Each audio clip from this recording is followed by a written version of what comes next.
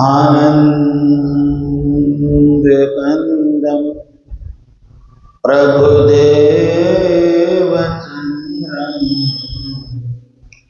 प्रजेशु ध्रुवेण पुरापि जातम् प्रवेश्य प्राप्तं प्रियप्राणनाथम्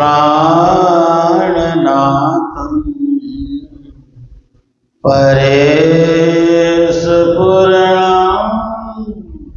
सततं नमामि। ब्रह्मप्रिया जागरणाय जात सर्वस्वपाता भवसिन्धुत्राता विज्ञानदाता निज धर्म धाता दिनैकबन्धो शरणं प्रपद्ये। वन्दं श्री सद्गुरु चरण भवजलतारण पार कुमति विनाशन सुख करण गर्व प्रहारण करुणा सागर अमित गुण चरण कमल के मान सुखकारी शीतल सदा सतगुरु पद के छान ब्रह्मानंद परात पर सुसत गुरु निज रूप परम पार सुख देते सुंदर रूप। श्री प्राणनाथ सतगुरु परम बिनव करे प्रणाम उघरहि विकट कपाट सुमिरत जिनके नाम प्रथम लागूं चरण को धनिये न छुड़ायो छिन्न लाख तले लालेड़िया मेरे जीव के जीवन इन पाँव तले पड़े रहो धन नजर खोलो बात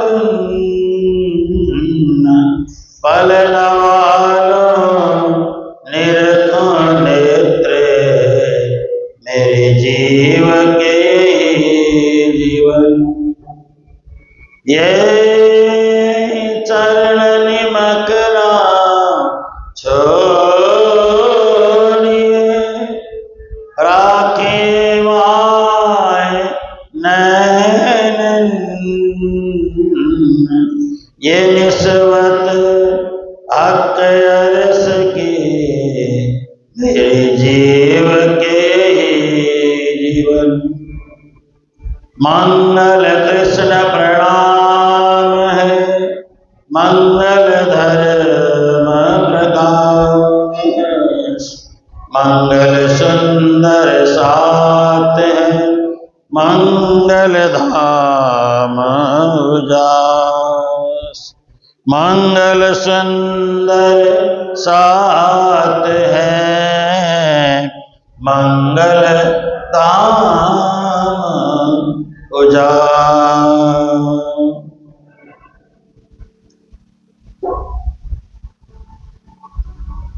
राधे गोविंद कृष्ण मुरारी, राधे गोविंद कृष्ण मुरारी, घन श्याम मुकुंद मुरारी, घन श्याम मुकुंद मुरारी, राधे गोविंद कृष्ण मुरारी, राधे गोविंद कृष्ण मुरारी, घन श्याम मुकुंद मुरारी, घन श्याम राधे गोविंद कृष्ण मुरारी, राधे गोविंद कृष्ण मुरारी।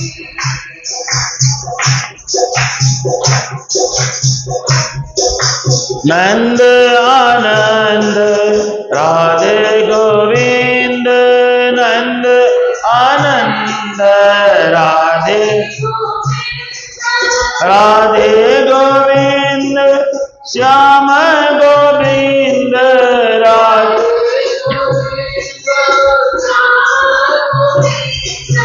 राधे गोविंद श्याम गोविंद,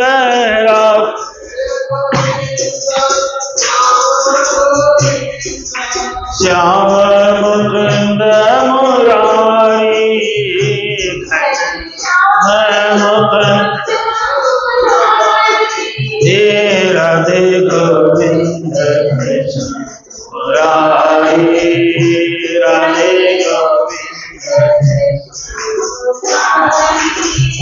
घन श्याम मुकुंद मुरारी, घन श्याम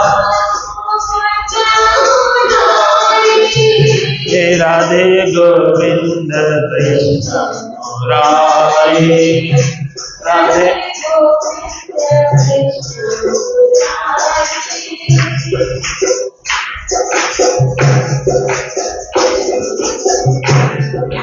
गोपी मनोहर श्याम गोविंद, गोपी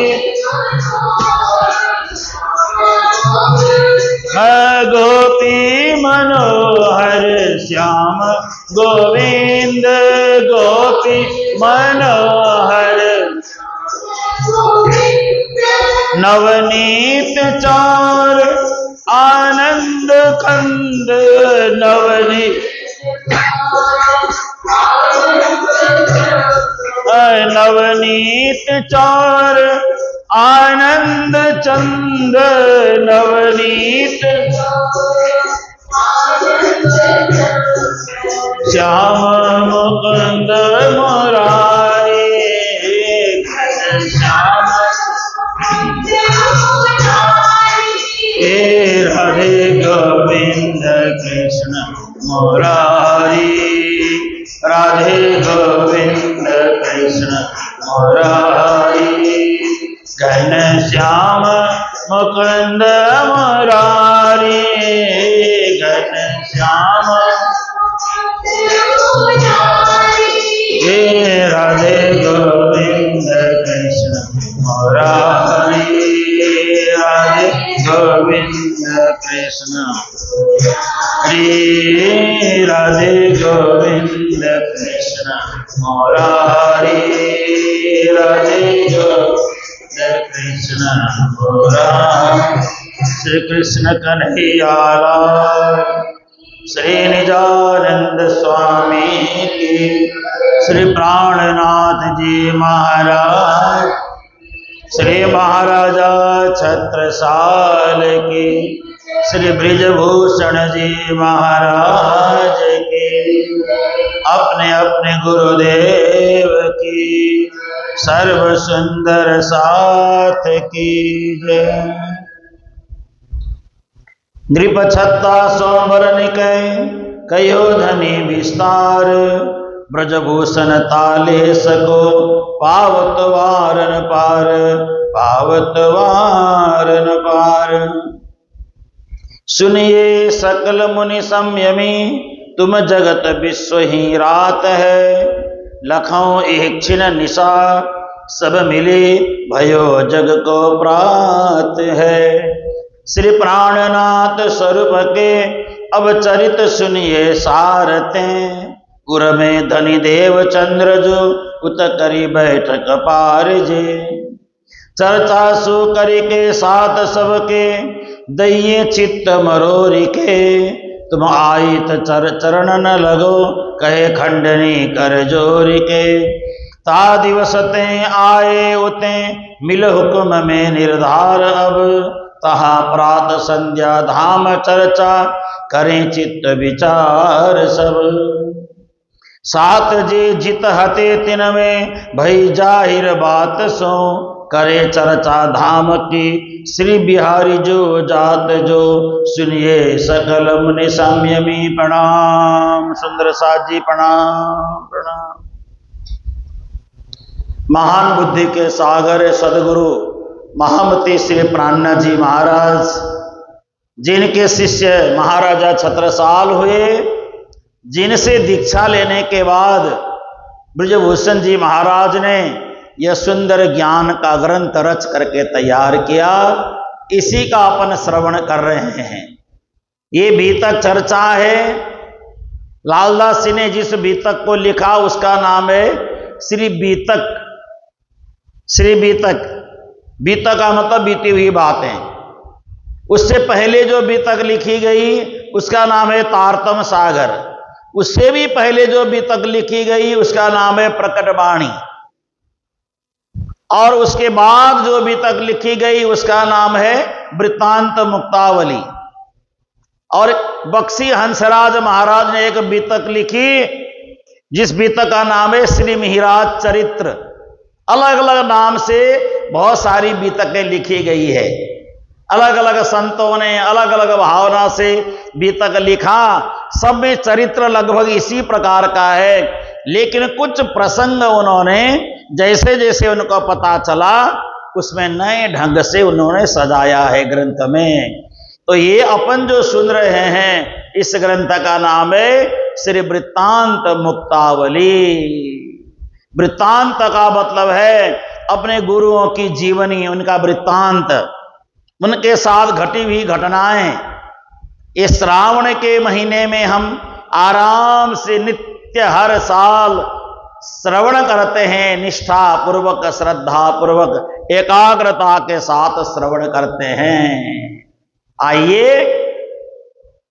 महामती श्री प्राणनाथ जी, अभी जिनको श्री मिहिराज ठाकुर के नाम से जाना जाता है।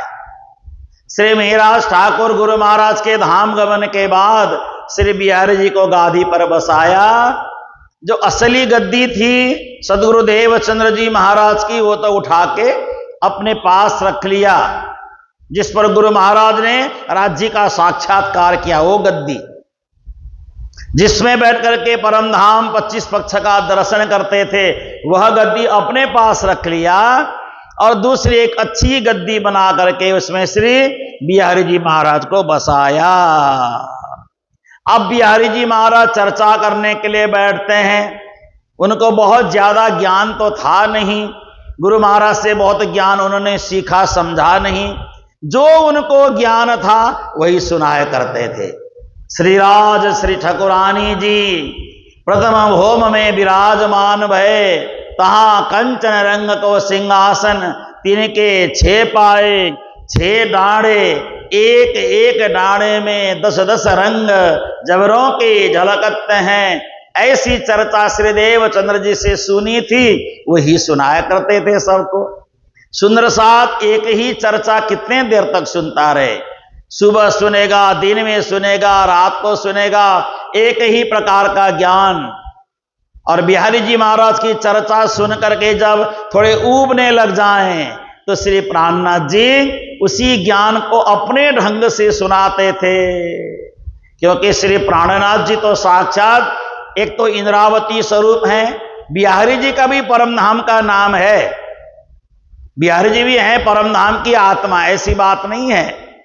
कई बार लोगों को लगता है कि बिहारी जी तो गुस्से वाले थे, तो गुस्से वाले तो तामसी सखी होते ही है ना। कई बार तामसी सखियों को गुस्सा ज्यादा आता है, तो लड़ाकू स्वभाव के होते ही हैं। तो ये बिहारी जी महाराज भी परम धाम की रतनबाई की आत्मा है, रतनबाई सखी। वाणी में श्री जी ने लिखा है, सुनो हो रतनबाई एक ऐसा समय फेर। बिहारी जी को रतनबाई नाम से संबोधन किया है श्री प्राणनाथ जी ने। परम धाम की रतनबाई नाम करके सखी है बिहारी जी महाराज भी। और बिहारी जी नहीं होते तो प्राणनाथ जी का कोई महत्व ही नहीं होता। जब प्राणनाथ जी के साथ बिहारी जी जुड़े तो प्राणनाथ जी का महत्व बहुत ज्यादा बढ़ गया।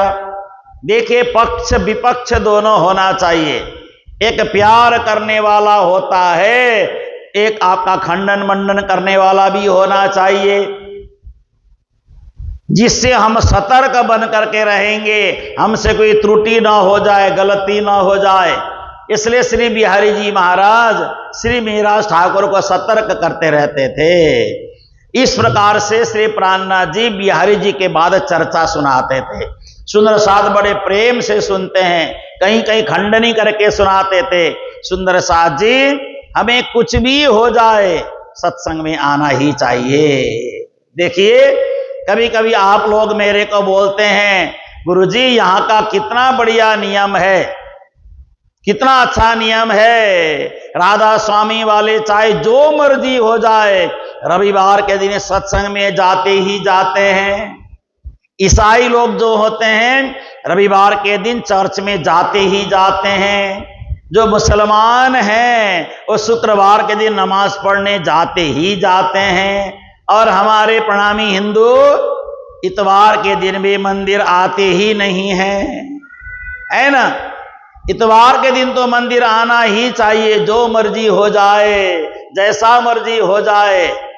अगर आप सनातनी हिंदू प्रणामी ना बन करके राधा स्वामी में होते तो जाना ही पड़ता, नियम है, जाना ही पड़ेगा। लेकिन हमारे प्रणामी सज्जनों को, सुंदर साथ को, इतवार के दिन तो घर का बहुत काम पड़ा होता है, घर का बहुत सारा काम होता है।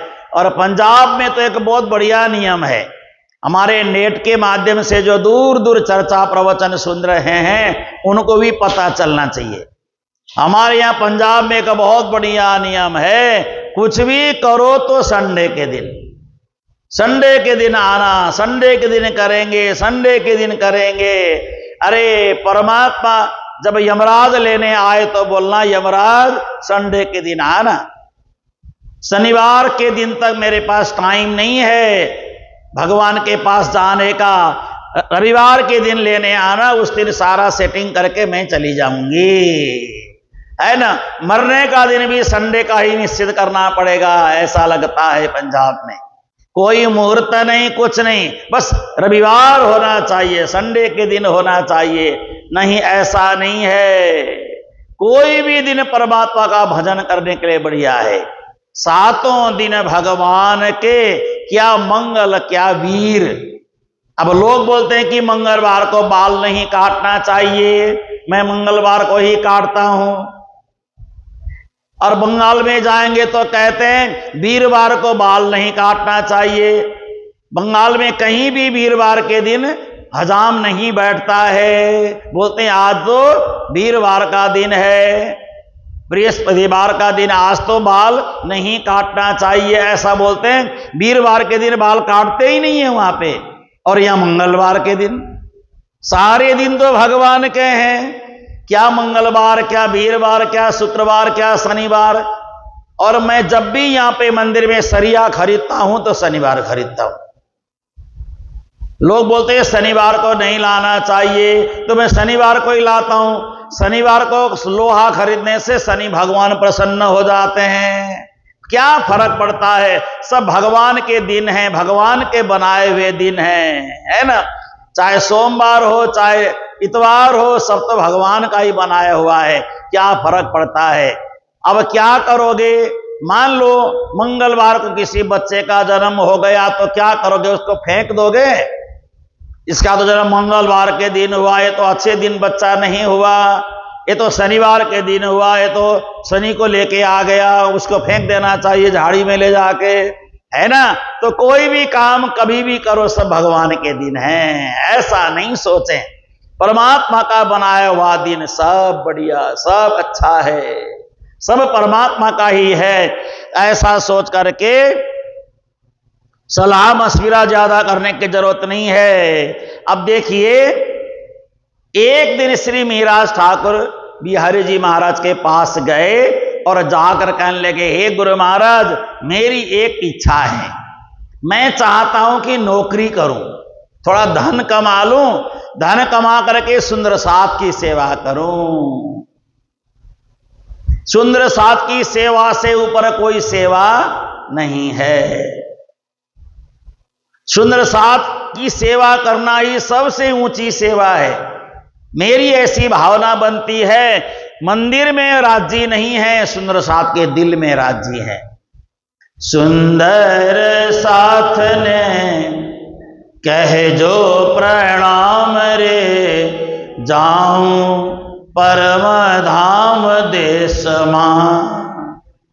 सुंदर साथ ने कह जो प्रणाम रे, जाऊं परम धाम देश मां। हार मारा सुंदर साथ ने कह जो प्रणाम रे, जाऊं परम। समझ नहीं आया? सुंदर, ध्यान से सुनना। सुंदर साथ ने कह जो प्रणाम रे, जाऊं परम धाम देश मां। हार मारा सुंदर साथ ने कह जो प्रणाम रे, जाऊं परम धाम देश। देश मां, देश मां, देश मारे, देश मां, देश मां, देश मारे। मारा सुंदर साथ ने कह जो प्रणाम रे, जाऊं परम धाम देश मां। हार मारा सुंदर साथ ने कह जो प्रणाम रे, जाऊं परम धाम देश। हमें हर प्रकार का भजन गाना चाहिए ना। पंजाबी भजन गाओ, गुजराती भजन गाओ, नेपाली भजन गाओ, बिहारी भजन गाओ, बंगाली भजन गाओ, है ना। कभी कभी हमें क्या होता है, ये तो हिंदी में नहीं है, ये तो पंजाबी में नहीं है, कोई भी भाषा में गाएं, परमात्मा का ही गुणगान होता है, उसमें परमात्मा की ही महिमा होती है।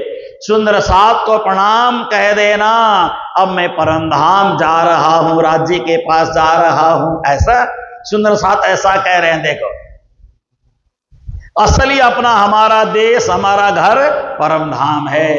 ये संसार नकली घर है, या तो ये घर बनाना पड़ता है तो तैयार होता है, वो बना बनाया घर है। ये सारी बातें श्री प्राणनाथ जी सुंदर साथ को समझाते हैं।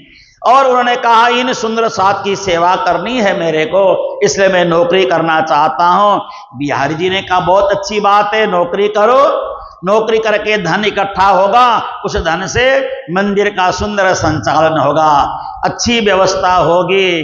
तो श्री मिहिराज ठाकुर जी ने फिर मंत्री पद का काम ले लिया। मंत्री पद का काम ले लिया। प्रातः ब्रह्म मुहूर्त में 4 बजे उठ जाते हैं। 4 बजे उठ करके स्नान ध्यान से निवृत्त होकर के फिर वहां से मंदिर आते हैं जामनगर में। मंदिर में आकर के बिहारी जी महाराज का दर्शन परसन करके फिर प्रसाद लेकर के सीधा नौकरी में चले जाते हैं। नौकरी करने के बाद शाम को फिर बिहारी जी महाराज का दर्शन करके मंदिर आकर के फिर अपने घर जाते हैं। बड़ा कठिन नियम पालना प्रारंभ किया। कितना कठिन नियम है देखो, सुबह 4 बजे से लेकर के रात्रि 9 बजे तक काम में ही लगे रहना, निरंतर काम में ही लगे रहना, ऐसा श्री मिहिराज ठाकुर ने करना प्रारंभ किया। लगभग 5 बजे तक शाम को दरबार की सेवा करके फिर वापस बिहारी जी महाराज के पास आकर के चर्चा प्रवचन में बैठ जाते हैं। और जो धन आता है उस धन से सुंदर साथ के लिए वस्त्र खरीद के देते हैं, अच्छे अच्छे वस्त्र कपड़े खरीद के देते हैं और सोना चांदी का आभूषण बना करके बिहारी जी को पहनाते हैं। बिहारी जी की धर्म पत्नी का नाम है कृष्णाबाई, उनको पहना देते हैं, लेकिन अपने घर में नहीं ले जाते। ये सारी सेवा सुंदर साथ के लिए है, ये मेरे लिए नहीं है। ऐसी सेवा करते रहते हैं श्री मिहिराज ठाकुर जी। और ऐसा करते करते चर्चा में बड़ा आनंद आता है, सब लोग चर्चा में बैठते हैं, बिहारी जी महाराज चर्चा में संलग्न होते हैं और श्री प्राणनाथ जी चर्चा को और विस्तार से सुनाते हैं। अब यहाँ पे श्री प्राणनाथ जी को एक दूसरा युद्ध करना पड़ा, दूसरा माया के साथ दूसरा युद्ध हुआ प्राणनाथ जी का। पहला युद्ध कहाँ हुआ? सदगुरु महाराज से विलग होकर के रहना। अब दूसरा युद्ध यहां होने वाला है, आप सभी श्रवण करेंगे। एक व्यक्ति एक सुंदर साथ 3.5 किलोमीटर दूर से रोज चर्चा में आता था, यानी 2 कोस का मतलब 3.5 किलोमीटर। एक कोस 3.5 किलोमीटर का होता है, तो 3.5 कितना किलोमीटर हो गया?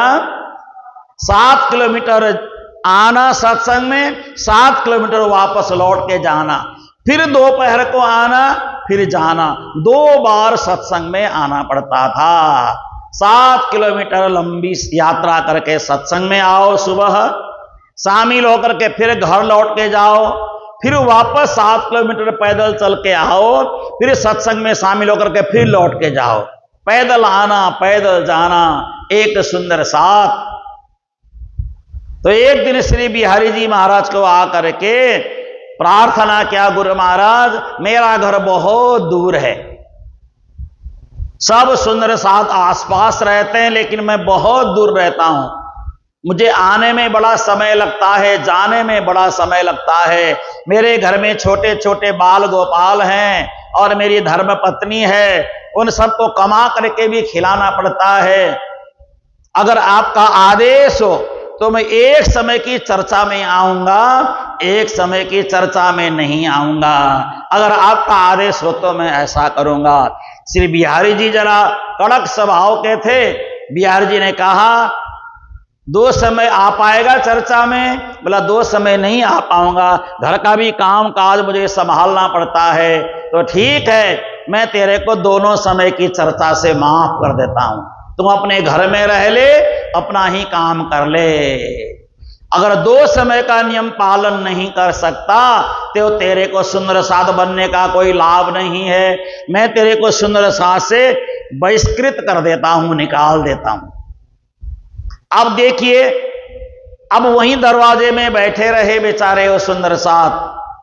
1 दिन 2 दिन करते करते 9 दिन तक दरवाजे में बैठे रहे, वहीं द्वार पर 9 दिन तक बैठे रहे।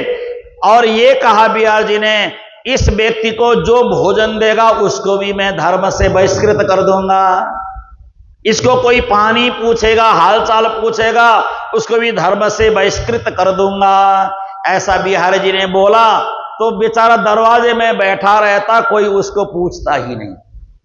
सीधा लोग अंदर जाते, प्रवचन करके बाहर आते, उसकी ओर मुड़ करके भी कोई नहीं देखता। 9 दिन में बेचारा बहुत परेशान होगा, भूख प्यास से परेशान हो गया। तो वो सुंदर साथ परेशान होकर के श्री मिहिराज ठाकुर के घर में गए और वहां जाकर के मिहिराज ठाकुर के घर में, मिहिराज ठाकुर तो थे नहीं, उनकी धर्म पत्नी फूल कुंवरी वहां बैठी हुई थी। घर में जाकर उन्होंने कहा, माता जी मैं बहुत भूखा हूं, 9 दिन से भूखा प्यासा, बड़ा परेशान हो रहा हूं, मुझे प्रसाद नहीं मिला है। जब तक परमात्मा को भोग समर्पित क्या हुआ, प्रसाद मुझे ग्रहण करने का मौका नहीं मिलेगा, मैं अन्न जल कैसे ग्रहण कर सकता हूं। तो फूलबाई बड़ी धर्म प्रेमी थी, बड़ी भक्ति परायणा थी और सबको वात्सल्य प्रेम लेने वाली थी, सबको आनंद देने वाली थी। तो फूल कुंवरी माता ने घर में जो भोजन बनाया और राज्य को अर्पण किया हुआ प्रसाद दिया और उस सुंदर साथ को भोजन करा दिया। भोजन कराने के बाद ये समाचार श्री बिहारी जी महाराज को मिल गया। सुनी बिहारी जो बात यह, दुख करो हृदय बहुत अति, यही विधि कारण समझी देखो संस्कार प्रमाण मति। मैंने जो नियम बनाया, श्री महाराज ठाकुर की धर्म पत्नी ने उस नियम को उल्लंघन किया है। अब शाम के समय जब श्री महाराज ठाकुर जी आए, लौट करके जैसे मंदिर में प्रवेश करने लगे तो उनको अंदर जाने से रोका गया। नहीं, आप अंदर नहीं जाना, ये गुरु महाराज का आदेश है। तो श्री महाराज ठाकुर ने कहा, मेरे से क्या गलती हो गई, मुझे अंदर जाने को क्यों नहीं मिल रहा है। उन्होंने कहा, ये तो गुरु महाराज ही जाने, हम तो कुछ नहीं कह सकते क्या गलती हुई। समाचार मिला तो श्री महाराज ठाकुर जी को अंदर बुलाया तो श्री बिहारी जी महाराज ने उसी समय कहा, हे महाराज ठाकुर, तुम्हारे सामने 2 शर्त रखता हूं मैं, क्योंकि मैंने जिसको धर्म से निकाला उसको तुम्हारी धर्म पत्नी ने भोजन करा करके धर्म भंग करवा दिया। तुम्हारे सामने 2 शर्त है, या तो तुम अपने घर परिवार में रहो, पत्नी के साथ रहो, घर में रहो, या तो तुम घर परिवार को त्याग दो, या तो तुम घर चले जाओ, मेरे पास आना ही नहीं, या मेरे पास रहना है, अगर मेरी आवश्यकता है तो घर नहीं जाना होगा, तुम्हें जो मंजूर है वो करो। श्री महाराज ठाकुर ने हाथ जोड़ करके कहा, हे गुरु महाराज, आज अभी इसी समय मैंने घर त्याग दिया, मैं न अपनी पत्नी के पास जाऊंगा, न मुझे घर से कोई लेना देना है, मुझे तो आपसे लगाव है, मुझे मंदिर चाहिए, मुझे गुरु महाराज का स्थान चाहिए, और मुझे गुरु महाराज चाहिए, मुझे पत्नी और परिवार नहीं चाहिए। बोलो श्री प्राणनाथ प्यारे की। अगर यही समस्या मान लो हमारे जीवन में आ जाए, हमारे जीवन में, तो हम क्या निर्णय लेंगे। कोई कहे या तो मंदिर जाना छोड़ दो, या तो घर में रहो, या तो घर छोड़ो या तो मंदिर छोड़ो। ऐसी बात अगर आप हमारे सामने आ जाए, हम क्या कहेंगे, क्या करेंगे। तो उस समय हम यही काम करेंगे, नहीं मंदिर तो देखी जाएगी, घर में मंदिर बना के बैठ जाएंगे, लेकिन घर नहीं छोड़ेंगे, घर हम नहीं छोड़ेंगे, घर में मंदिर बना के वहीं पूजा करते रहेंगे, मंदिर नहीं जाएंगे, है ना, लेकिन घर तो नहीं छोड़ सकते। इसको कहते हैं धर्म। श्री प्राणनाथ जी ने धर्म को निभाया, घर परिवार को छोड़ दिया। ऐसा करते करते अब धर्म पत्नी का नियम था, फूलबाई का नियम था, जब तक पतिदेव भोजन ना करें तब तक स्वयं भोजन नहीं करती थी। अपने पति परमेश्वर को भोजन करा करके, श्री प्राणनाथ जी को भोजन करा करके, उनका प्रसाद लेने के बाद फिर वो स्वयं भोजन प्रसाद ग्रहण करती थी। पति को भोजन कराए बगैर वो स्वयं कैसे प्रसाद पाए। ऐसा सोच करके श्री फूल कुंवरी जी ने 6 महीने तक निराहार रहे, मात्र थोड़ा बहुत जल पान किया होगा या वो भी नहीं किया होगा। 6 महीने के बाद शरीर ने जवाब दे दिया। 6 महीने में शरीर ने जवाब दे दिया, अब मेरा शरीर लंबा नहीं चल सकता। एक पत्र लिखा, पत्र लिख करके सुंदर साथ के हाथ भिजवाया, ये पत्र श्री महाराज ठाकुर जी को दे देना, मैं अपना देह त्यागने जा रही हूं। उनको ये प्रार्थना ऊपर से भी करना, और ये पत्र में भी मैंने लिखा है, जहां पे मेरा अंतिम संस्कार होएगा, जहां पे मुझे जलाया जाएगा, अंतिम संस्कार होगा, वहां आकर के मेरे पति प्राणनाथ जी एक बार अपना बायां चरण जरूर रख दें। बस बायां चरण, बाएं वाला चरण रख दें बुझे हुए राख में, और ताकि नहीं तो मेरी आत्मा भटक जाएगी और मैं उन्हीं में जाकर मैं मिल जाऊंगी, एकाकार हो जाऊंगी। उस बुझे हुए राख में भी मेरी आत्मा वहीं मौजूद होगी और मेरी आत्मा उन्हीं में प्रवेश कर जाएगी, ताकि मुझे इस जन्म में उनकी सेवा करने का तो मौका नहीं मिला, अगला जन्म मिले तो मैं उनकी सेवा कर सकूं जीवन भर। ऐसी बातें पत्र में लिखे, करे भुवि जित दाह हमारो, पाए दुई धारो तहां, होई आवन सफल जगतो, बसे चरणन में जहां। या वृत्तांत मुक्तावली में लिखा है दोनों चरण रख देना, दोनों चरण वहां पे टिका देना, और दोनों चरण रखने के बाद मैं उनके चरणों में ही समा जाऊंगी, सदा सदा के लिए उनके चरणों में ही रह लूंगी। जब ये पत्र श्री बिहारी प्राणनाथ जी को मिला तो प्राणनाथ जी ने कहा पत्र तो मुझे मिला है मेरी धर्म पत्नी जी का, लेकिन गुरु महाराज का आदेश होगा तभी मैं खोल करके पढ़ूंगा। अभी गुरु महाराज ने आदेश नहीं दिया है। पत्र ले जाकर के श्री बिहारी जी को दे दिया, गुरु महाराज ये पत्र धर्म पत्नी की ओर से आया है। प्राणनाथ जी को पता ही नहीं है अभी कि वो धाम चली गई, ये पता ही नहीं, क्योंकि घर में गए ही नहीं, किसी ने आके बताया नहीं, किसी कोई बातचीत है ही नहीं। सीधा नौकरी पे जाएं, वापस नौतनपुरी मंदिर में आए, फिर वापस चले जाएं काम में, बस इतना ही। जो भोजन प्रसाद मंदिर में मिले वही ग्रहण करते हैं। दिन भर में जो एक बार जो मिले तो खा लिया, नहीं मिला नहीं पाया प्रसाद भी। ऐसे पत्र आया तो पत्र ले जाकर के बिहारी जी को दे दिया, हे गुरु महाराज ये धर्म पत्नी की ओर से कोई पत्र आया है, आपका आदेश हो तो मैं खोल करके पढ़ूं। तो श्री मिहिराज ठाकुर को बिहारी जी महाराज ने कहा कि आप खोलो पढ़ो मुझे भी सुनाओ। जब वो पत्र खोल करके पढ़ा तो पत्र में इतनी दुख की दर्द भरी बातें लिखी थी, उस दर्द भरी बातों को सुन करके बिहारी जी का भी दिल पसीज गया। बिहारी जी स्वयं भी दुखी हो गए, आखिर थे तो परम धाम की आत्मा ही, लेकिन उनका स्वभाव कड़क था। तो प्राणनाथ जी ने वाणी में लिखा है, पत्थर काले ढिग होते सूबी हुई टूक टूक। काले पत्थर जैसे सख्त दिल वाले लोग भी कभी कभी उनका भी दिल पिघल जाता है। और पत्र पढ़ने के बाद श्री बिहारी जी ने कहा, हे श्री मिहिराज ठाकुर मेरे से बड़ी भारी गलती हो गई, मैंने इतना लंबा नहीं सोचा कि तुम्हारी पत्नी शरीर ही त्याग देगी, जाओ जो लिखा है पत्र में वैसा ही करो। और श्री मिहिराज ठाकुर जी गए जहां पे उनको संस्कार किया गया था, उस बुझे हुए राख में उन्हें अपने दोनों चरणों को रख दिया। रखने पर ऐसी अनुभूति हुई जैसे उनके चरणों में कुछ आकर के लग गया है, ऐसी अनुभूति हुई। और अमलावती की आत्मा थी, है ना, फूल कुंवरी परम नाम की अमलावती की आत्मा थी, प्राणनाथ जी में जाकर के समा गई।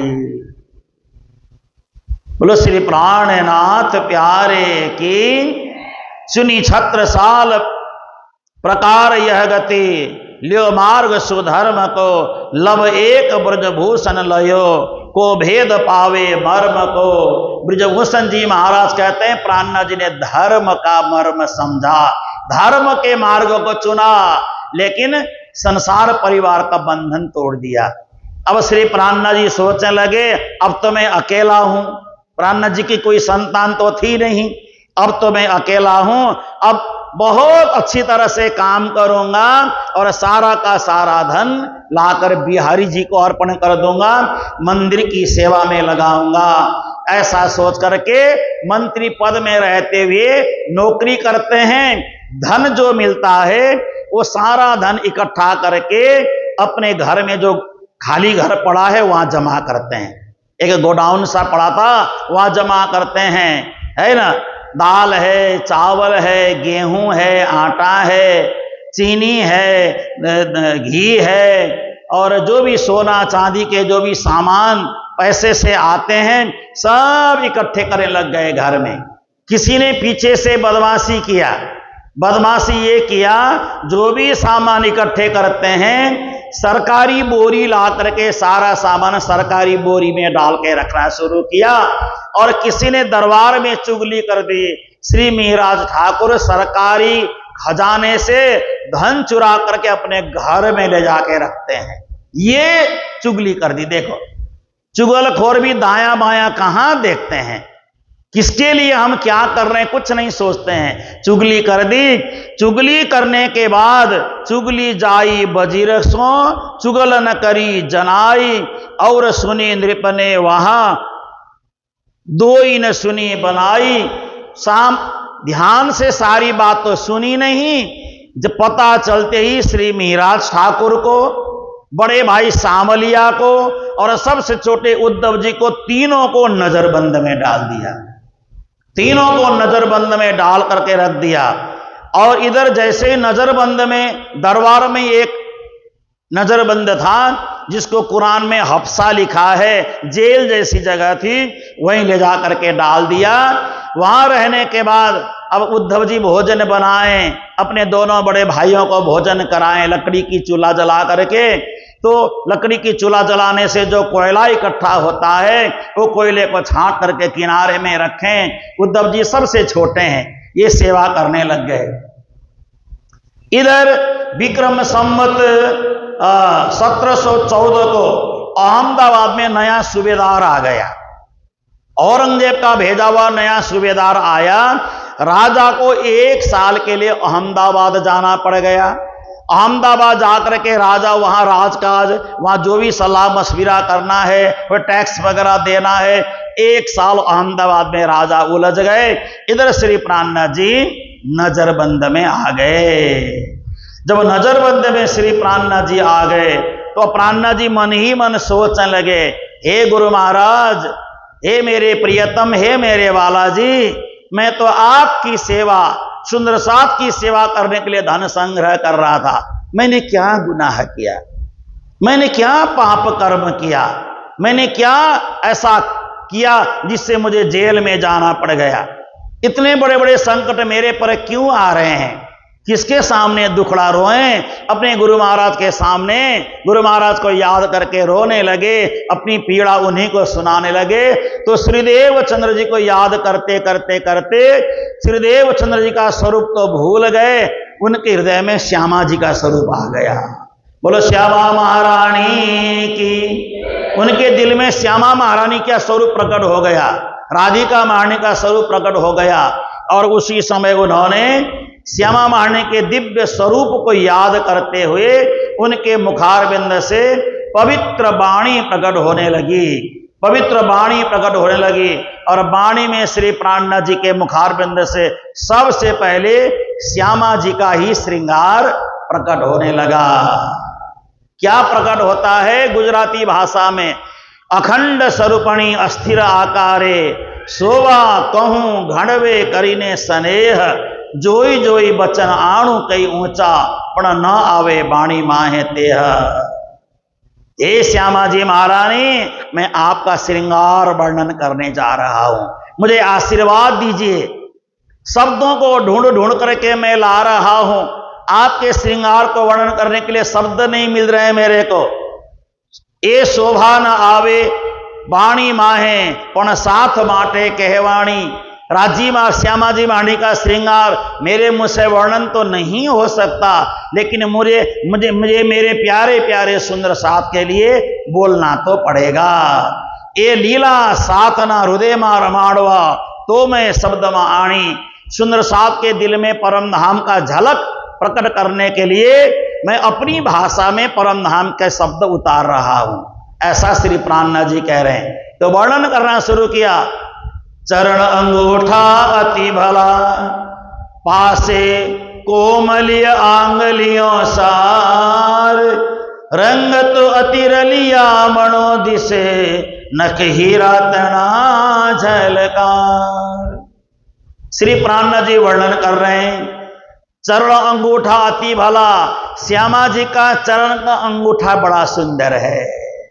कितना सुंदर है? पास से कोमल आंगलियों सार, अंगूठे के बराबर में चरणों में 4 उंगलियां हैं, एक से बढ़कर एक उंगलियां बड़ी सुंदर सुंदर हैं, बड़ी प्यारी प्यारी उंगलियां हैं। उंगली के पोर पोर में से लालिमा झलक रही है और श्यामा जी के नाखून में से तेज प्रकाश निकल करके आसमान में जाकर के सूर्य के साथ भिड़ने का प्रयास कर रहा है, जिससे सूर्य की रोशनी फीकी पड़ जाती है। रंग तोती रलिया मणो दिसे, श्यामा जी के चरण का जो रंग है रलिया मणो, अत्यंत आनंददायी। कैसा है श्यामा जी का चरण? अभी कुछ महीने, 1-1.5 महीने पहले जो आम में जो पुराने पत्ते झड़ करके नए पत्ते आए तो लाल लाल पत्ते हैं ना, कैसे लाल लाल पत्ते, वैसा ही श्यामा जी का चरण कमल है। इतना प्यारा प्यारा मधुर मधुर श्यामा जी का चरण कमल है। नख हीरा तना झलकार, और नाखून तो हीरे की तरह चमक, नाखून में हीरे की तरह चमक है। हीरा ते पण तेहज भोमना, हीरा यहां का नहीं समझना, परम धाम का हीरा। यहां का हीरा तो कुछ भी नहीं है, तुच्छ है। परम धाम में जो हीरा है ऐसी चमक उसमें आ रही है। आजिभ्या तिहां न पहुंचाए, परम धाम तक मेरी रसना नहीं पहुंच पाती है। मेरे अंदर जो चौपाई प्रकट होती है मैं अपनी भाषा में वर्णन कर रहा हूं, क्योंकि फणा तो रंग पतंग छे। आहा, देखिए आप कभी वाणी पढ़ें, चौपाइयां पढ़ें, चौपाई पढ़ते समय सोच सोच करके पढ़ें। पंजे, चरण के जो पंजे हैं ना, 5 उंगलियां जो पंजे बने हुए हैं, उसका 5 उंगलियों का वर्ण लाल है। लाल वर्ण के, कैसी लालिमा है। सुबह सुबह आकाश में जब सूर्योदय होते समय प्रारंभिक सूर्य, बाल सूर्य, जिनको हम लोग बाल सूर्य बोलते हैं, बाल सूर्य का रंग कैसा होता है, ऐसे ही श्यामा जी के दोनों चरण कमल हैं। इतना प्यारा श्यामा जी का चरण कमल है। नसो निर्मल निर्धार, और प्रत्येक चरण कमल में हल्की हल्की नीली नीली नसों की भी शोभा हो रही है। हल्की हल्की नीली नीली पतली पतली नसें भी दिख रही है उसमें, और इतनी प्यारी नसें हैं। उन नसों में क्या बोलते हैं, घूमने वाले रक्त भी नजर आ जाता है। इतना भारी, इतना पतला, इतना सुंदर है। और कुमकुम रंगे पानी सोवे, जो पानी का मतलब होता है पैर के जो नीचे का हिस्सा है, वो कुमकुम जैसा उसका रंग है। कुमकुम किसको कहते हैं? हमारी माताएं, जो विवाहित माताएं होती है ना, वो कुमकुम नहीं लगाती हैं। ऐसा कुमकुम जैसी शोभा चरणों की हो रही है। ये प्राणनाथ जी ने वर्णन करना शुरू कर दिया। बोलो श्री सद्गुरु महाराज की। और सबसे पहले श्यामा जी का श्रृंगार का वर्णन आया, फिर राज्य का श्रृंगार का वर्णन, फिर सुंदर साथ के श्रृंगार का वर्णन भी आया।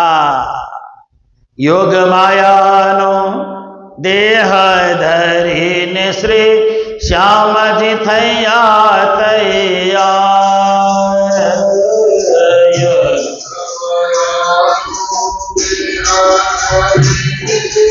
श्याम जी थैया तैया, तत छिड़ती तेरे ठामे, तत छिड़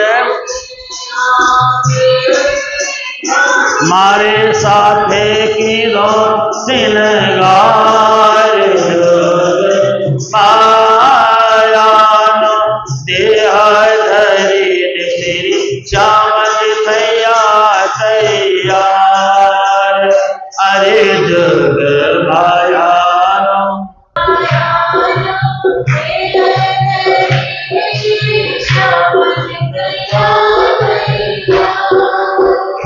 अरे तत् छिणती हम तेरे ठामे, तत् हाँ में मारे साथे की दो सिणगार। माया देह धरिन श्री, अरे एक नख तणी जो जोत तमे जोत मां, कई ने सूरज डंपाए। एक नख तणी जो जोत तमे जोत मां, कई ने सूरज डंपाए। सूरज दृष्टि तापज थाए, सूरज दृष्टि तापज खाए। आण अंग उपज करार, जोग माया देह धरिन श्याम जी थैया। अरे रस भर रंग बालाजी सुरमवा उचंग अंगन माए।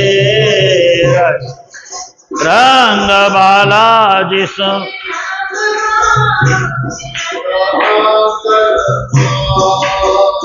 श्री इंद्रावती बाई के धाम न सातन। श्री इंद्रावती नमी नमी लागो पाए जोगमा।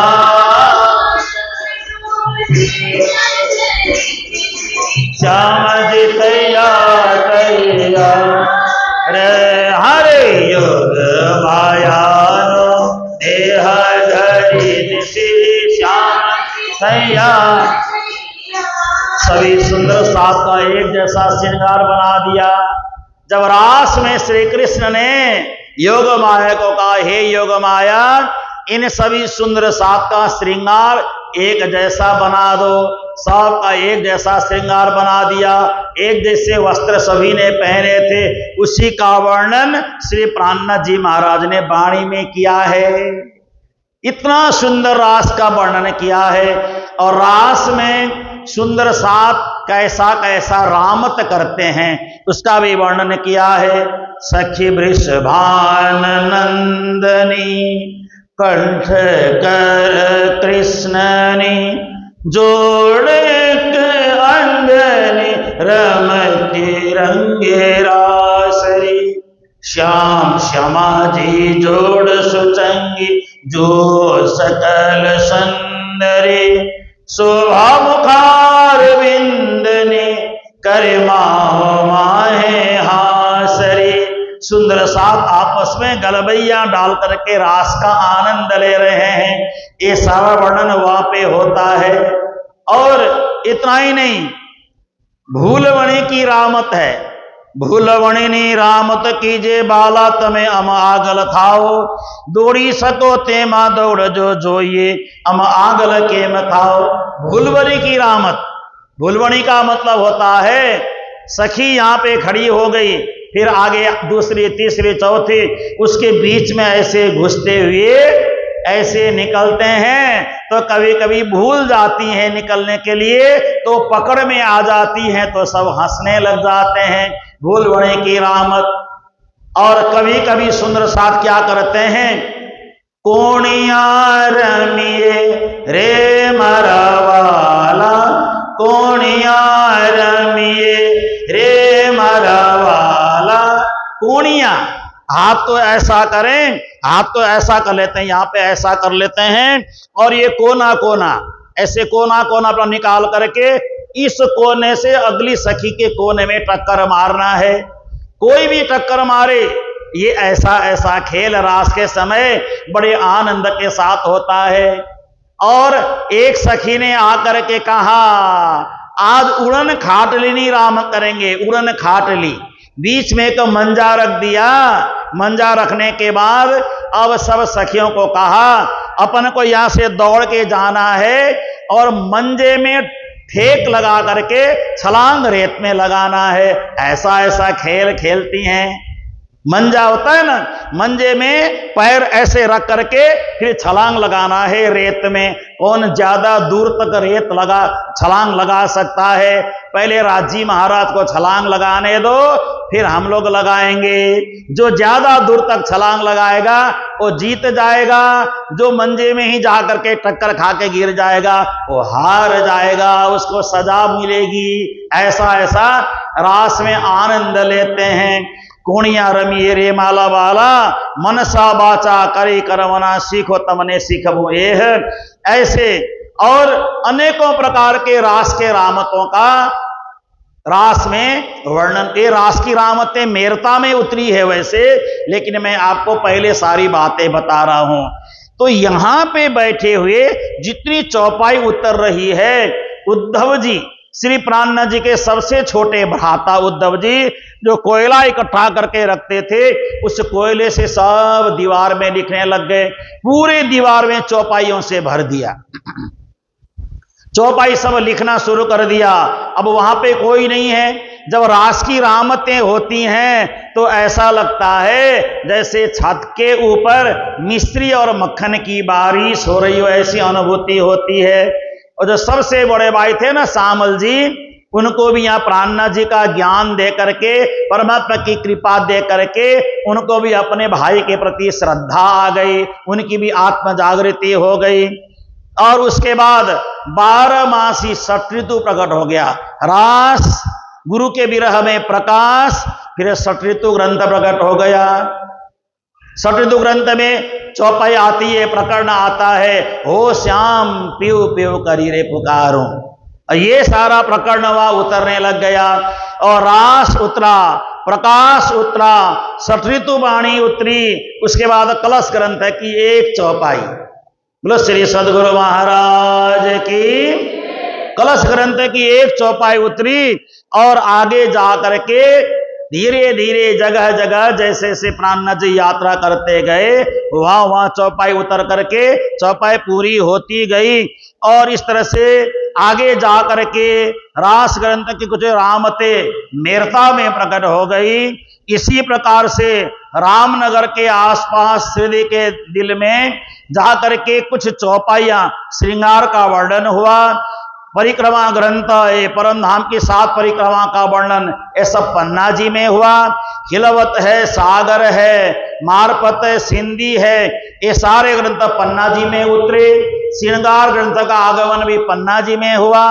और क्यामत नामा, छोटा क्यामत बड़ा क्यामत, चित्रकूट में जाकर के अवतरित हुआ। ये पूरी वाणी श्री प्राणनाथ जी के मुखारविंद से प्रकट हो गई। सच्ची वाणी अखंड वाणी कौन पढ़ेगा, ये सच्ची वाणी अखंड वाणी कौन पढ़ेगा। ए मुक्ति देने वाली वाणी कौन पढ़ेगा, ए सच्ची वाणी अखंड वाणी कौन पढ़ेगा। ए सुंदर सुंदर शब्द रचाया, क्या सुंदर सुंदर शब्द रचाया, सुंदर सुंदर रचना कीन्ही है। सुंदर सात पे सतगुरु जी ने सुंदर में सुंदर सात पे सदगुरु जी ने मैं अपनी कृपा कीनी है, अपनी है। जाग के कौन सुनेगा, ए जाग के कौन पढ़ेगा। ए सच्ची वाणी अखंड वाणी कौन पढ़ेगा। ए मुक्ति देने वाली वाणी कौन सुनेगा। ए मुक्ति देने वाली वाणी कौन पढ़ेगा। पूरी वाणी प्रकट होती है धीरे धीरे आगे जा करके। यह वर्णन एक साथ में कर दिया गया।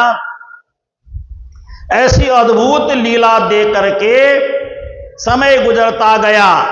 समय गुजरते गुजरते रानियों को पता चला, अंदर शाम के समय पूरे कारागार में रोशनी फैल जाती है, प्रकाश फैल जाता है। तो रानियों ने देखा, इधर से झांकना शुरू किया। श्री मिहिराज ठाकुर के मुखारविंद से अमृत की धारा बह रही है, अमृत की धारा प्रवाहित हो रही है। तो रानियों ने कुछ कागज, कुछ लिखने के लिए कलम उस समय की व्यवस्था के हिसाब से दिया। तो सारी चौपाइयां कागज में उतारना प्रारंभ किया गया। रास, प्रकाश, षट ऋतु, कलश की एकाध चौपाई, जो भी अवतरित हुआ सब चौपाई में उतारना शुरू किया। कागज में उतारा, कलम के द्वारा उद्धव जी ने उतारा, सामल जी ने उतारा।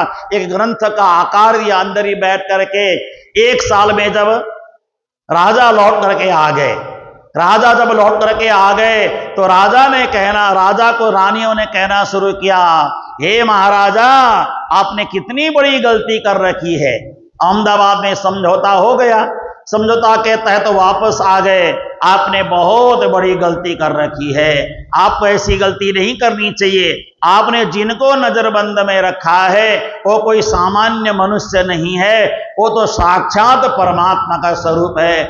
उनके मुंह से जब चौपाइयां उतरती है, चौपाइयां उतरते समय मक्खन और मिश्री की बारिश होती है, ऐसी हमें अनुभूति होती थी। और राजा ने जाकर के श्री प्राणनाथ जी को बंधन से मुक्त करवाया। सिरोपांव दे करके राजा ने श्री प्राणनाथ जी को, महाराज ठाकुर को प्रणाम करके फिर वहां से विदा किया। अब ग्रंथ लेकर के 1 साल के बाद श्री प्राणनाथ जी पहुंच गए श्री बिहारी जी महाराज के पास। जैसे बिहारी जी महाराज के पास पहुंचे तो षट ऋतु की वाणी पड़ी, जो 6 ऋतु है ना, उसकी महिमा का गान पड़ा। तो उन्होंने कहा कि हे महाराज ठाकुर, ये तुमने क्या कर दिया? तुम किसके लिए विरह कर रहे थे? तुम जिसके लिए विरह कर रहे थे वो सारा विरह तो मेरे ऊपर आया, क्योंकि देवचंद्र जी महाराज कहीं नहीं गए हैं, मेरे में बैठे हैं। तुम्हें ऐसे विरह नहीं करना चाहिए था, मैं तो मौजूद हूं, मेरे पास तुम आ जाते। इस तरह से श्री महाराज ठाकुर को श्री बिहारी जी ने कहा, और ये वाणी का प्रचार अभी नहीं होगा। तो रुमाल में लपेट करके तिजोरी में डाल दिया गया।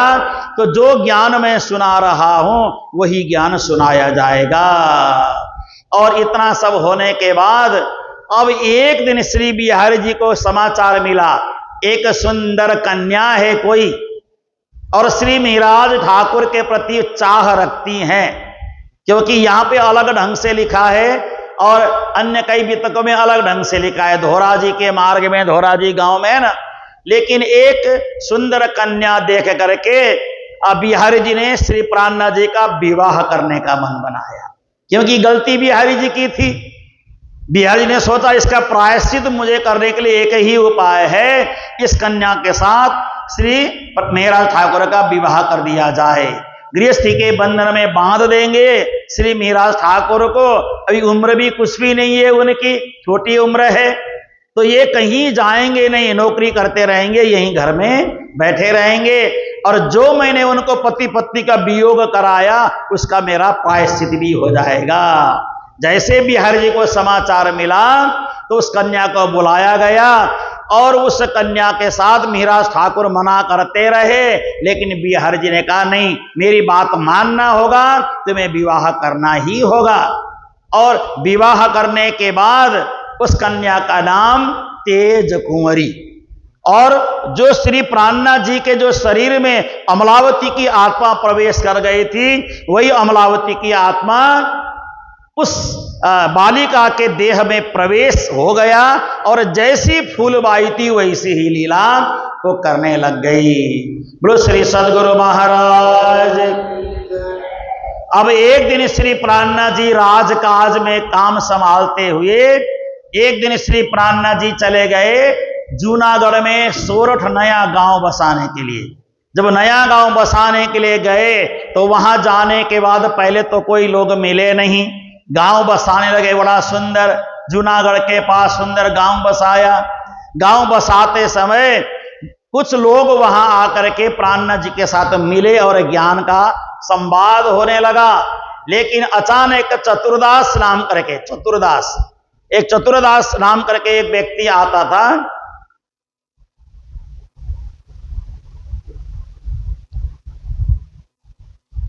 चतुरदास नहीं, कांजी भाई नाम करके व्यक्ति आया, और कांजी भाई ने आकर कहा, गुरु महाराज मैं तो पहले से सदगुरु महाराज के साथ जुड़ा हुआ हूं, आप आ गए तो बहुत अच्छा हुआ, लेकिन मैं यहाँ पे एक पंडित जी के घर में नौकरी करता हूं, एक ब्राह्मण देवता के घर में मैं नौकरी करता हूं।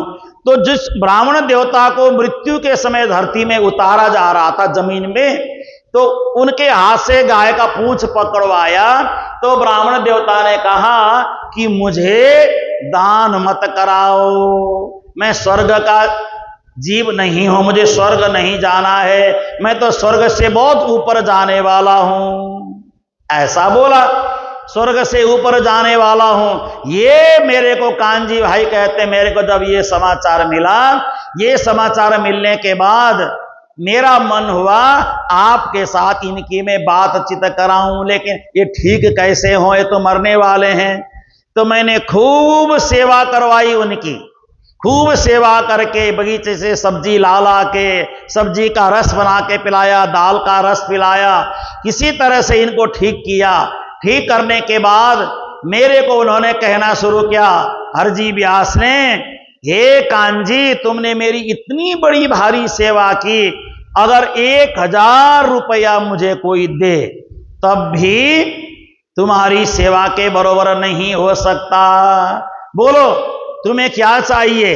तो कांजी भाई ने कहा, अभी आप और तंदुरुस्त हो जाएं तो मैं अवश्य आपसे कुछ ना कुछ मांगूंगा।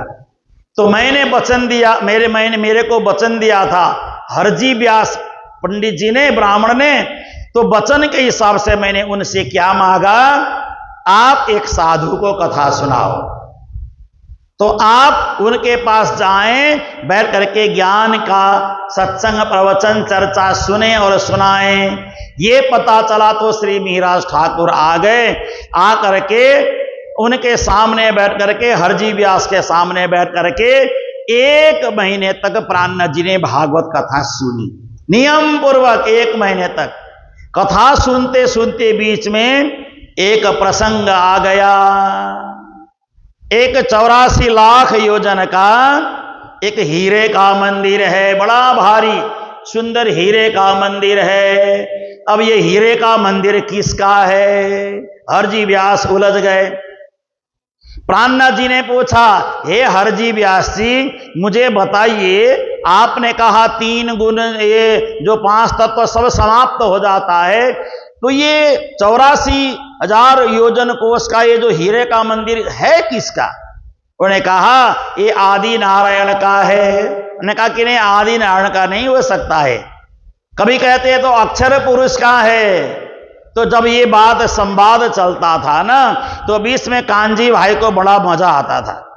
कांजी भाई को बड़ा मजा आता था। तो कांजी भाई प्राणनाथ जी को ऐसे इशारा करके बोलते थे, कुछ अक्षरातीत की पूछिए ना, मजा आएगा। क्या जवाब देते हैं, है ना, है ना, मजा आता है ना। हम लोग भी कभी कभी गुरु महाराज मंगलदास गुरु जी के आसपास नीचे बैठते थे, गुरु जी के साथ विद्वान लोग बातें करते थे, तो हम लोग बड़े चाव से सुनते थे, हमें अच्छा लगता था। आजकल के हमारे आश्रम के बच्चे तो जहां मैं बैठूं वहां कोई आके ज्ञान की बात शुरू करे तो बच्चे भाग जाते हैं, और सुनते नहीं, इनको चाव नहीं होती है, भाग जाते हैं। मोबाइल हाथ में लेके बच्चे भाग जाते हैं दूर। बच्चे तो क्या, पुजारी जी भी भाग जाते हैं।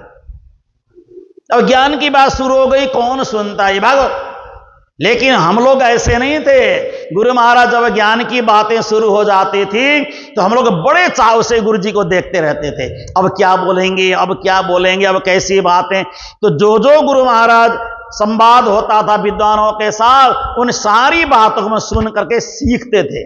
देखो, बचपन से ही सीखने की लगन थी हम लोगों को, सीखते थे। आज वही सारा काम आ रहा है। बोलो सदगुरु महाराज की। तो कांजी भाई ने भी अक्षरातीत की बात पूछी है ना, कुछ धक्का लगाया। तो प्राणनाथ जी ने भी जोर से धक्का लगाया। एक तो क्षर ब्रह्मांड में थक गया है, इसको अक्षर का क्या पता, अक्षरातीत का तो इसका नाम ही नहीं पता। और श्री प्राणनाथ जी ने भागवत लिया। भागवत लेकर के प्राणनाथ जी ने कहा, हे व्यास जी महाराज, आप जिस जगह की बातें कर रहे हैं आपको नहीं पता ये किसकी जगह है, लेकिन मैं आपको बता देता हूं। ये लो भागवत में मैं आपको सारी बात बता देता हूं। इसमें ये न नारायण भगवान की जगह है, न अक्षर की जगह है, न किसी की और की जगह है। ये तो श्वेत द्वीप है जहां पे अनिरुद्ध भगवान निवास करते हैं। बोलो श्री प्राणनाथ प्यारे की। तो हरजी व्यास ने सिर झुकाया। सिर झुका करके कहा, गुरु महाराज, जो गुलर का पेड़ होता है ना, गुलर का, गुलर के पेड़ में बड़े सारे गुलर के दाने लगे होते हैं। तो एक दाने में लाखों लाखों कीड़े होते हैं, तो एक कीड़ा दूसरे कीड़े को नहीं जानता है। ऐसे मैंने अपने आप को ज्ञानी समझ लिया। मेरे अंदर अहंकार था, जहां को मैं हां कही वाको ना न कही किन्न। मैंने दिन कहा तो लोगों ने दिन कहा, मैंने रात कहा तो लोगों ने रात कहा, लेकिन आज मुझे पता चला मैं तो बहुत अज्ञानी हूं। अब आप मुझे ज्ञान देकर के मुझे समझाएं। ऐसा कह करके श्री प्राणनाथ जी से पूरा ज्ञान लिया और जहां तक की आत्मा थी वहीं तक का ज्ञान लेकर के वो अपने कार्य में लग गए। अब इधर राजा ने समाचार भिजवाया, राजा ने समाचार भिजवाया श्री प्राणनाथ जी को, हे मिहिरराज ठाकुर जी, अहमदाबाद में जो कर देना था पैसा, वो कर पूरा न देने के कारण अब या तो किसी को वहां पे जब तक कर का पैसा जमा नहीं होता है तब तक किसी को बंधक बन के रहना होगा। तो ये समाचार जब प्राणनाथ जी को मिला तो विक्रम संवत 1720 भई साल जब आए तब गुजरात प्रभु माया में अकुलाई। और श्री प्राणनाथ जी वापस राजा के पास गए, फिर वहां से सीधा चले गए अहमदाबाद। अहमदाबाद में जाकर के श्री प्राणनाथ जी महाराज नजरबंद में, वहां पे जो शासक था, जो वहां का जो मूल शासक अहमदाबाद में आया था, उसने प्राणनाथ जी को नजरबंद में डाला। और नजरबंद में डालने के बाद कांजी भाई एक दिन साड़ी पहन करके गए और जाकर के प्राणनाथ जी को कहा, हे गुरु महाराज, ये साड़ी आप पहन लीजिए और आप बाहर चले जाइए, मैं यहां आपके बदले में मैं आजीवन कारावास भोग लूंगा, या फांसी देगा तो मैं फांसी खा लूंगा। श्री प्राणनाथ जी माने नहीं, लेकिन कांजी भाई ने भी नहीं माना। अंत में प्राणनाथ जी को साड़ी पहन करके वहां से बाहर निकलना पड़ा। इसलिए प्राणनाथ जी ने कहा, पछे तो गत मत मारी हरि लई बस पोताने करी। मुझे माया का रूप धारण करना पड़ा, मुझे साड़ी तक पहनना पड़ा, इसलिए इस माया से मैंने तौबा कर लिया। ये माया बड़ी विचित्र है, माया महा ठगिनी हम जानी, केशव के घर कमला हुए बैठी, ब्रह्मा के घर ब्रह्माणी। ये माया महा ठगिनी हम जानी, ये माया तो महा ठगिनी है। अब इसके बाद श्री प्राणनाथ जी सब कुछ छोड़ करके मात्र धर्म प्रचार के लिए निकल पड़े। अब गुजरात अहमदाबाद से बंधन से मुक्त होकर के श्री प्राणनाथ जी सीधा दीप बंदर होते हुए कच्छ की ओर जाएंगे। तो कैसे कैसे वहां आगे जागनी होगी, ये सारा प्रसंग आप श्रवण करते रहेंगे। आइए चौपाई दोहराएं और अभी के प्रसंग को यहां पर विराम देंगे। ब्रज भूषण या समुद्र की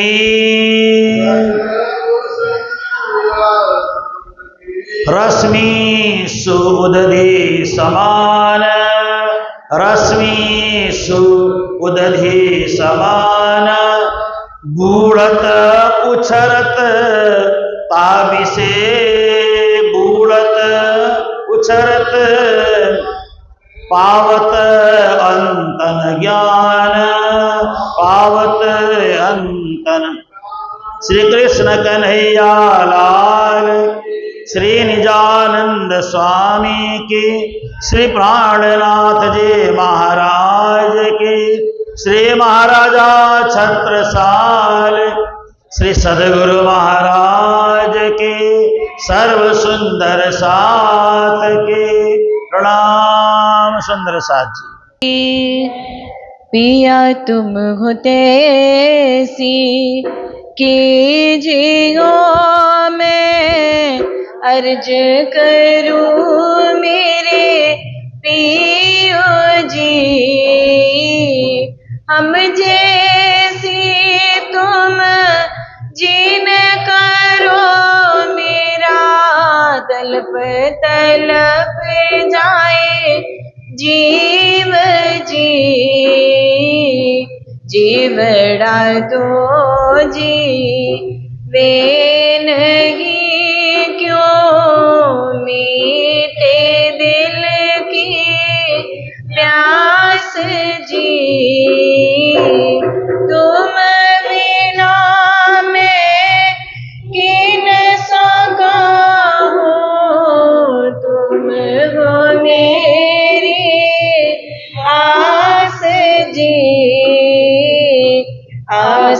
वीरानी तो करूं पिया जो कोई दूसरा होए जी। सब विद पिया जी समरथ दिन रन जात रोए जी। जन्म अंधे जो हम होते सो तुम देखते किए जी। जब तुम आप दिखाओगे तब देखोगे नैना भर जी। ये पुकार पिया सुन के अब ढील करो तब जीन जी। छिन छिन खबर जो लीजियो मैं अर्ज करूं दुल्हीन जी। एती अर्ज में तो करूं पियाड़ी भई अंतराय जी। सोआड़ी अंतराय टाल के दुला लीजिए गाय जी। कंठ लगाए कंठ सौंपिया कीजिए हास विलास जी। वारने जाए सिरी इंद्रावती पिया राखो कदमों के पास जी। तुम दुल्हा मैं दुल्हन और न जानूं बात जी। इश्क सो सेवा करूं पिया सब अंगों साक्षात जी। सदा सुखदाता धाम धनी में कहा कहूँ इन बात जी। श्री महामती जुगल स्वरूप परवारी अंगना बली बली जात जी। पिया तुम होते सी कीजियो मैं अर्ज करूं मेरे पियो जी। पिया तुम होते सी पिया तुम होते सी। श्री प्राणनाथ प्यारी की जय।